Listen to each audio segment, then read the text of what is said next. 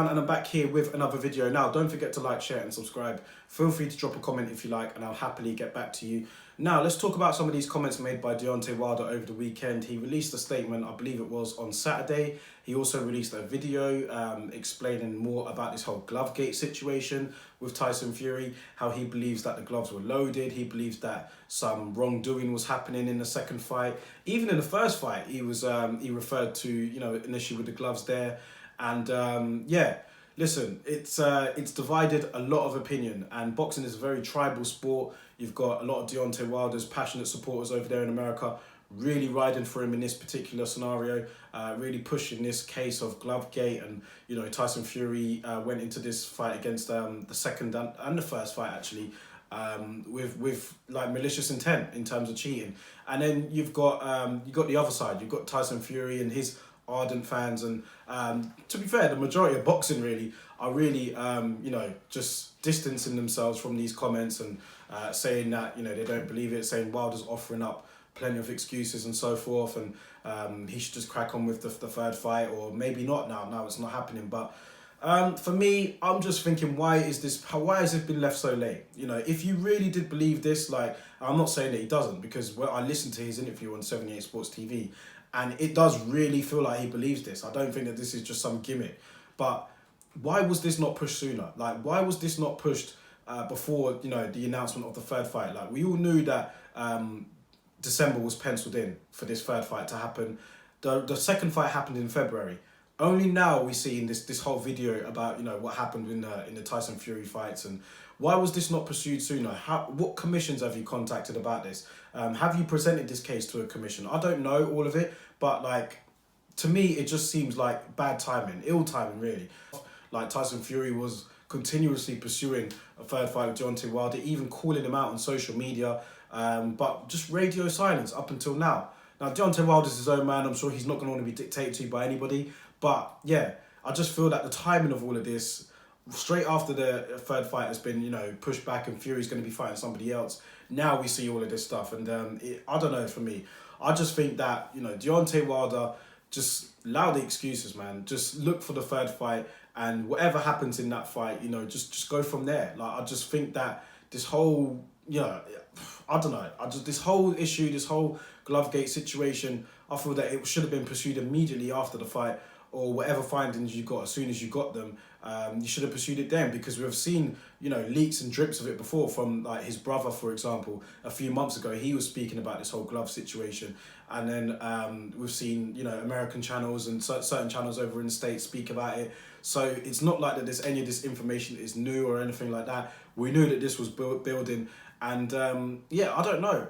Maybe he is looking to pursue it. Maybe, I don't know the process and how it goes. I don't know, but I just think that the timing of the video and the timing of these comments have left me scratching my head.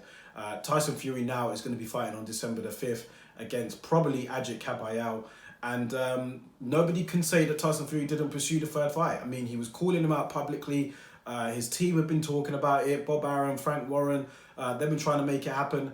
Whereas we've only heard from Shelley Finkel on Deontay Wilder's side. Now, he also publicly dissed his former trainer, should I say, Mark Breland. And yeah, I felt that was pretty disrespectful. Kind of, insinuating that he might have had something to do with Deontay Wilder not performing his best that night. Some of the comments were really disrespectful, man. And I felt sorry for Mark Breland, man, because, like, to say that about him, to say that he was, might have been in on it and this sort of conspiracy, that really left a bad taste in my mouth, man. I thought that was pretty disrespectful. And yeah, I didn't like to hear that. So it's looking like that Mark Breland, he won't be working with Deontay Wilder anymore. And I just hope that whatever Deontay Wilder does going forward, man, I do like to watch his fights. I do think he's a very entertaining fighter. He's almost become sort of like a character for me now, like a WWE character. That whole video with the music, and he was speaking like he was some sort of church priest or something like that. And listen, man, outside all of that, I do like watching Deontay Wilder fight. But all of these comments and these excuses and throwing up as to what he believed happened in the fight, I just think you need to crack on, bro, and just get on with the fight against Fury. If that's even going to happen. I mean, will Deontay Wilder even fight Tyson Fury now? I don't even know if I can see it. I feel like that has been that whole timeline of events is kind of gone now, and maybe that's why he's piping up so much. Did Deontay Wilder really want this fight or not with Tyson Fury? Because he had a whole, what, 7-8 months to negotiate this third fight. True, we were in the middle of a pandemic, but even after pandemic, they were still trying to talk it up for December. We didn't really hear nothing from Deontay Wilder's team, and now it's not happening. I'm not in the negotiations room, so I don't know what's happening, but from the outside looking in, it seemed like that Team Fury wanted this and Deontay Wilder didn't, and now they've decided to move on. We're suddenly hearing all of this stuff from Deontay Wilder now, so very disappointed for me. I won't elaborate on it too much, but one thing I will say is, for somebody that's not supposed to not be a well-known fighter or doesn't have that big fan base or anything like that, he does get spoken about a lot, Deontay Wilder, man.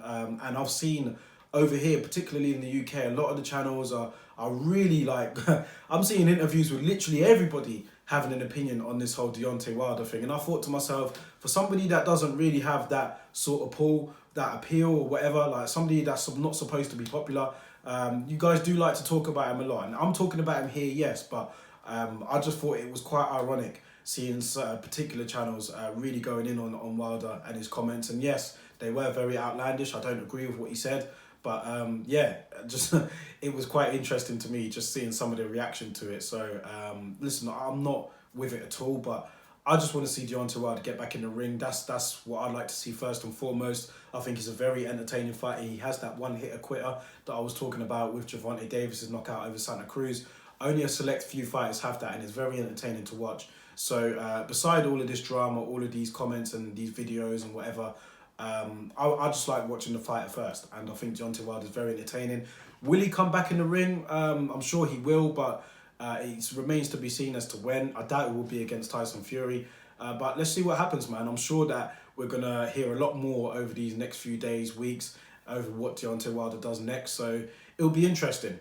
In the meantime, guys, let me know your thoughts in the comment section below on Deontay Wilder's comments. What did you think about it? Do you think he holds any weight at all in what he's saying about, you know, the whole glove gate and Tyson Fury cheating and everything else? Let me know your opinions in the comments below, guys, and I'll catch you on the next video.